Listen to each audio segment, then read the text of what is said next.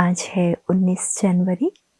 सुनते हैं आज के प्यारे बाबा के साकार रूप से चले हुए मधुर महावाक्य। बाबा कहते हैं, मीठे बच्चे, तुम्हें नशा रहना चाहिए कि हम ब्राह्मण सो देवता बनते हैं। तुम्हें नशा रहना चाहिए कि हम ब्राह्मण सो देवता बनते हैं। हम ब्राह्मणों को ही बाप की श्रेष्ठ मत मिलती है। हम ही ब्राह्मण सो देवता बनेंगे, इसीलिए हम ब्राह्मण बच्चों को ही बाप की श्रेष्ठ मत मिलती है। प्रश्न है, जिनका न्यू ब्लड है उन्हें कौन सा शौक और कौन सी मस्ती होनी चाहिए? उत्तर, ये दुनिया जो पुरानी आयरन एजेड बन गई है, उसे नई गोल्डन एजेड बनाने का, पुराने से नया बनाने का शौक होना चाहिए। कन्याओं का न्यू ब्लड है तो अपने हमजिन्स को उठाना चाहिए, नशा कायम रखना चाहिए, भाषण करने में भी बड़ी मस्ती होनी चाहिए। है ना, जो बाबा कहते यंग बच्चे हैं बाबा के, उनको खास कुमारियों को बाबा याद कर रहे हैं। उनका न्यू ब्लड है तो उसे कहाँ लगाना है? उस शक्ति को पुरानी दुनिया को नई गोल्डन एज दुनिया बनाने में लगाना है।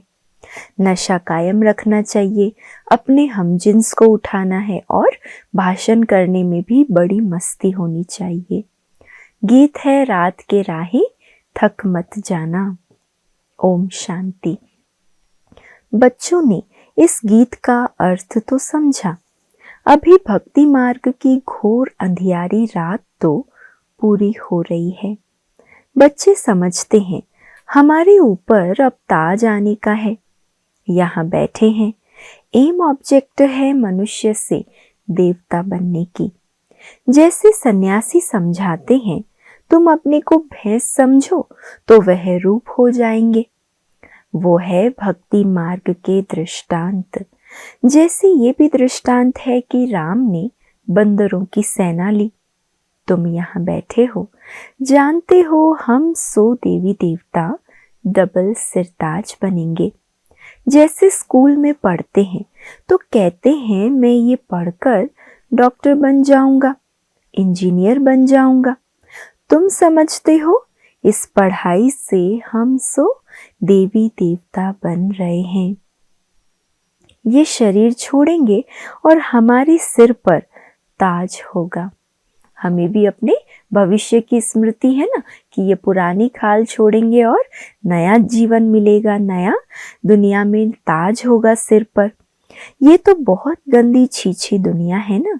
नई दुनिया है फर्स्ट क्लास दुनिया, पुरानी दुनिया है बिल्कुल थर्ड क्लास दुनिया। ये तो खलास होने की है।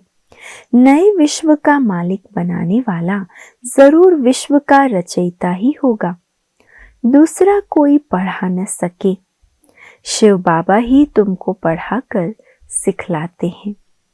बाप ने समझाया है, आत्मा अभिमानी पूरा बन जाए तो बाकी और क्या चाहिए। ये पूरी पढ़ाई का सार ही क्या है? आत्मा अभिमानी बनना, आत्मा निश्चय करना। तो बाबा कहते आत्मा अभिमानी पूरा बन जाओ तो बाकी और क्या चाहिए। तुम ब्राह्मण तो हो ही, जानते हो हम देवता बन रहे हैं। देवताएं कितने पवित्र थे, यहाँ कितने पतित मनुष्य हैं। शक्ल भल मनुष्य की है परंतु सीरत देखो कैसी है। जो देवताओं के पुजारी हैं वह खुद भी उन्हों के आगे महिमा गाते हैं। आप सर्वगुण संपन्न 16 कला संपूर्ण हैं, हम विकारी पापी हैं। सूरत तो उन्हों की भी मनुष्य की है परंतु उनके पास जाकर महिमा गाते हैं क्योंकि वो पवित्र है, दिव्य गुणधारी है। देवताएं अपने को गंदे विकारी कहते हैं, हमारे में कोई गुण नहीं है तो मनुष्य माना मनुष्य। अभी तुम समझते हो, हम तो अभी चेंज होकर जाए देवता बनेंगे। श्री कृष्ण की पूजा करते ही इसीलिए हैं कि कृष्णपुरी में जाएं, परंतु ये पता नहीं है कि कब जाएंगे।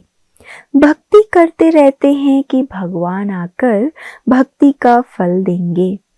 पहले तो तुमको ये निश्चय चाहिए कि हमको पढ़ाते कौन है। यह है श्री श्री शिव बाबा की मत। शिव बाबा तुम्हें श्रीमत दे रहे हैं। जिनको ये पता नहीं वो श्रेष्ठ बन कैसे सकते। श्रीमत के बारे में पता नहीं, श्रीमत पर चलते नहीं तो श्रेष्ठ कैसे बनेंगे।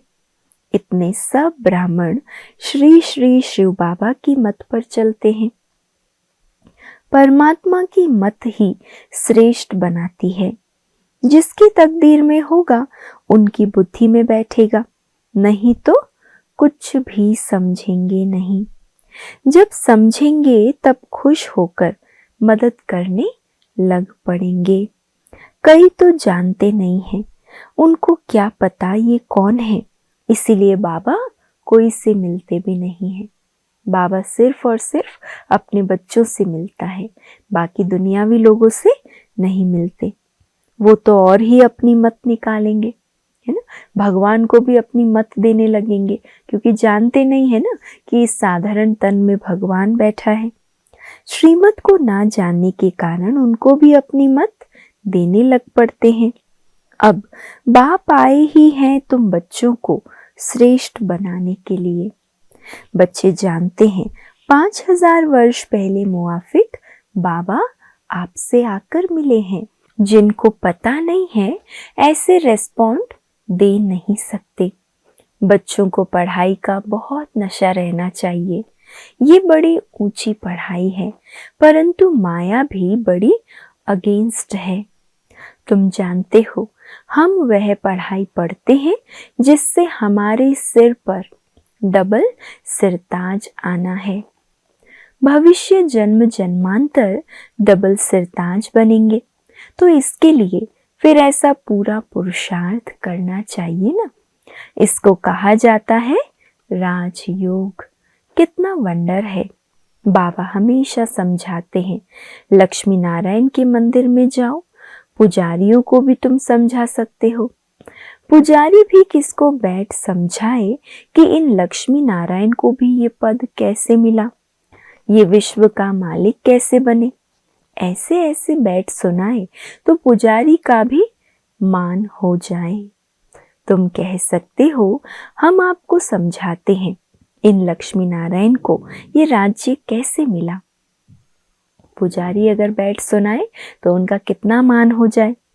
गीता में भी भगवानों आज है ना, मैं तुमको राजयोग सिखाकर राजाओं का राजा बनाता हूँ। स्वर्गवासी तो तुम बनते हो ना। तो बच्चों को कितना नशा रहना चाहिए। हम ये बनते हैं।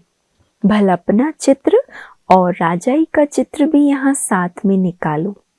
नीचे तुम्हारा चित्र, ऊपर में राजाई का चित्र हो। इसमें खर्चा तो नहीं है ना। राजाई पोशाक तो झट बन सकती है। तो घड़ी घड़ी याद रहेगा कि हम सो देवता बन रहे हैं। ऊपर में भल शिव बाबा भी हो, ये भी चित्र निकालने होंगे। तुम मनुष्य से देवता बनते हो। ये शरीर छोड़ हम जाए देवता बनेंगे, क्योंकि अभी हम ये राजयोग सीख रहे हैं। तो ये फोटो भी मदद करेंगे। ऊपर में शिव, फिर राजाई का चित्र, नीचे तुम्हारा साधारण चित्र। शिव बाबा से राजयोग सीख हम सो देवता डबल सिरताज बन रहे हैं। चित्र रखा होगा, कोई भी पूछेंगे तो हम बतला सकेंगे कि हमको सिखलाने वाला ये शिव बाबा है। चित्र देखने से बच्चों को नशा चढ़ेगा। भल दुकान में भी ये चित्र रख दो। भक्ति मार्ग में बाबा नारायण का चित्र रखता था, पॉकेट में भी रखता था।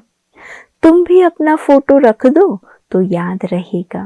जैसे ब्रह्मा बाबा अपने लौकिक जीवन में, है ना, नारायण का चित्र सदा साथ रखते थे, तो बाबा कहते तुम भी अपना ऐसा चित्र रखो तो याद रहेगा कि हम सो देवी देवता बन रहे हैं। बाप को याद करने का उपाय ढूंढना चाहिए। बाप को भूल जाने से ही गिरते हैं, विकार में गिरेगा तो फिर शर्म आएगी। अभी तो हम ये देवता बन नहीं सकेंगे, हार्ट फेल हो जाएगी, अभी हम देवता कैसे बनेंगे। बाबा कहते हैं विकार में गिरने वालों का फोटो निकाल दो, है ना, वो फिर इस ब्राह्मण कुल के भांति नहीं है। बोलो तुम स्वर्ग में चलने लायक नहीं हो, तुम्हारा पासपोर्ट खलास, खुद भी फील करेंगे हम तो गिर गए, अब हम स्वर्ग में कैसे जाएंगे। जैसे नारद का मिसाल देते हैं, उनको कहा तुम अपनी शक्ल तो देखो, लक्ष्मी को वरने लायक हो तो शक्ल बंदर की दिखाई पड़ी तो मनुष्य को भी शर्म आएगी ना, हमारे में तो ये विकार है, फिर हम श्री नारायण को और श्री लक्ष्मी को कैसे वरेंगे। बाबा युक्तियां तो सब बतलाते हैं, परंतु कोई विश्वास भी रखे ना। विकार का नशा आता है तो समझते हैं, इस हिसाब से हम राजाओं का राजा डबल सिरताज कैसे बनेंगे। पुरुषार्थ तो करना चाहिए ना। बाबा समझाते रहते हैं, ऐसी ऐसी युक्तियां रचो और सबको समझाते रहो। ये राजयोग की स्थापना हो रही है, अब विनाश सामने खड़ा है। दिन प्रतिदिन तूफान जोर होता जाता है, बॉम्ब आदि भी तैयार हो रहे हैं। तुम ये पढ़ाई पढ़ते ही हो भविष्य ऊंच पद पाने के लिए। तुम एक ही बार पतित से पावन बनते हो। मनुष्य समझते थोड़ी हैं कि हम नरकवासी हैं, क्योंकि पत्थर बुद्धि है, इसीलिए पारस बुद्धि बनकर स्वर्गवासी बनने का कोई पुरुषार्थ नहीं करते, संकल्प भी नहीं आता उनको, समझ नहीं है। अभी तुम पत्थर बुद्धि से पारस बुद्धि बन रहे हो, तकदीर में होगा तो झट समझेगा, नहीं तो तुम कितना भी माथा मारो बुद्धि में बैठेगा नहीं। बाप को ही नहीं जानते तो नास्तिक हैं, अर्थात न धनी के हैं। तो धनी का बनना चाहिए ना, जबकि शिव बाबा के बच्चे हैं। यहाँ जिनको ज्ञान है वह अपने बच्चों को विकारों से बचाते रहेंगे।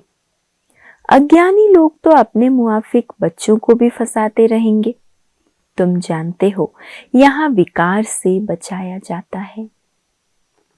कन्याओं को तो पहले बचाना चाहिए। माँ बाप जैसे कि बच्चे को विकार में धक्का देते हैं। तुम जानते हो ये भ्रष्टाचारी दुनिया है, श्रेष्ठाचारी दुनिया चाहते हैं। भगवानोवाच, मैं जब आता हूँ श्रेष्ठाचारी बनाने के लिए तो सब भ्रष्टाचारी है, मैं सबका उद्धार करता हूँ। गीता में भी लिखा हुआ है, भगवान को ही साधु संतों आदि सबका उद्धार करने आना है। एक ही भगवान बाप आकर सबका उद्धार करते हैं। अभी तुम वंडर खाते हो, मनुष्य कितने पत्थर बुद्धि हो जाते हैं। इस समय अगर मालूम हो बड़ों बड़ों को कि गीता का भगवान शिव है तो पता नहीं क्या हो जाए, हाहाकार मच जाए, परंतु अभी देरी है, नहीं तो सबके अड्डे एकदम हिलने लग जाएं। बहुतों के तख्त हिलते हैं ना, लड़ाई जब होती है तो पता पड़ता है इनका तख्त हिलने लगा है, अभी गिर पड़ेंगे, है ना। दूसरा राजा आकर आक्रमण कर देता है तो मालूम पड़ जाता है। अभी यह हिले तो बहुत हलचल मच जाए। अगर ये पता चल जाए सब बड़ों बड़ों को कि गीता ज्ञानदाता शिव भगवान है तो हलचल बहुत हो जाए। आगे चल होने का है।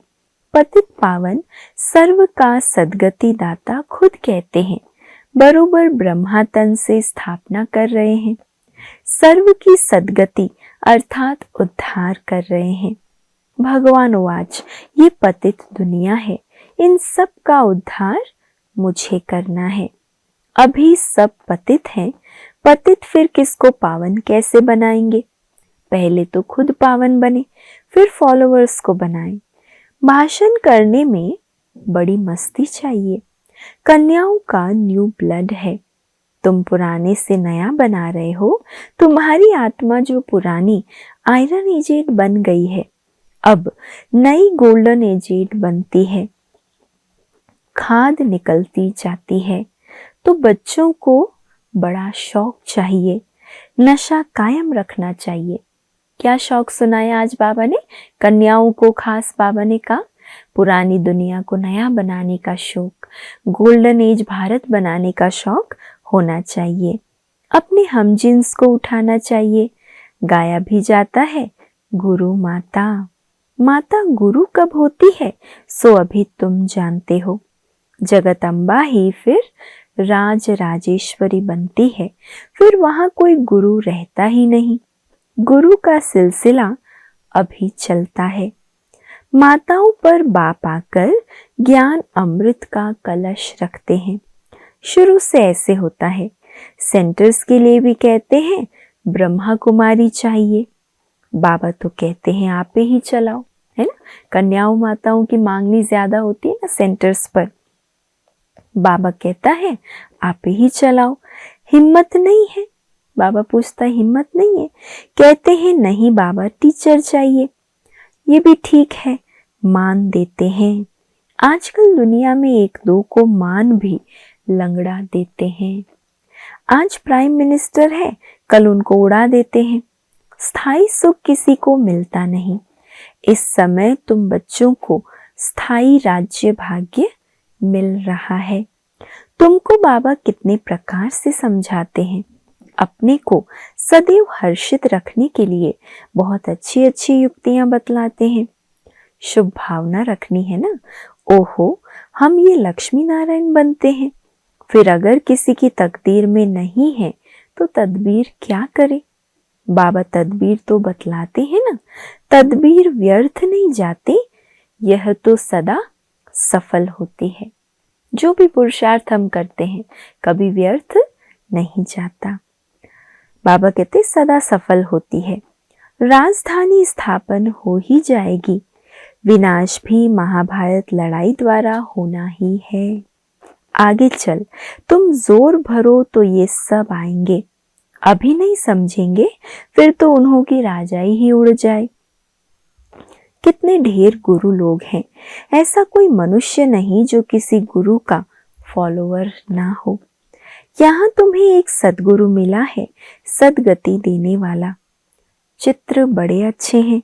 ये है सदगति अर्थात सुखधाम, ये है मुक्ति धाम।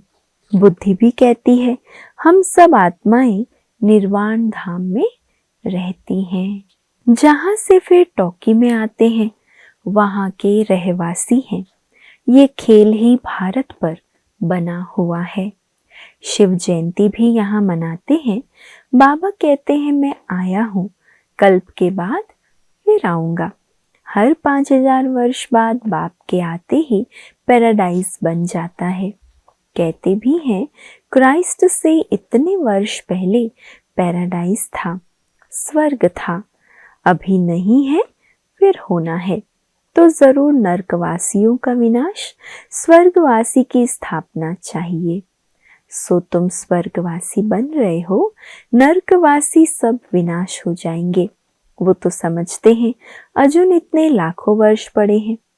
बच्चे बड़े हो शादी कराएं, तुम थोड़ी ऐसा कहेंगे।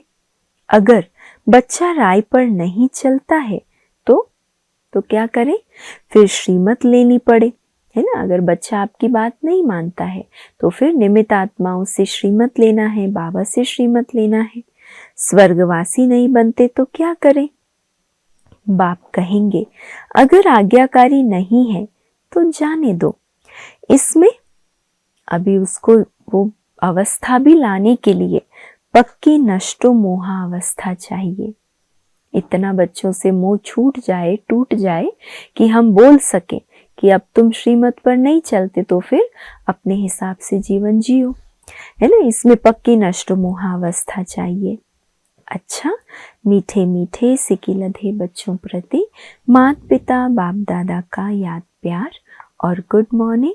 रूहानी बाप की रूहानी बच्चों को नमस्ते और हम सब रूहानी बच्चों की रूहानी मात पिता बाप दादा को याद प्यार, गुड मॉर्निंग और नमस्ते।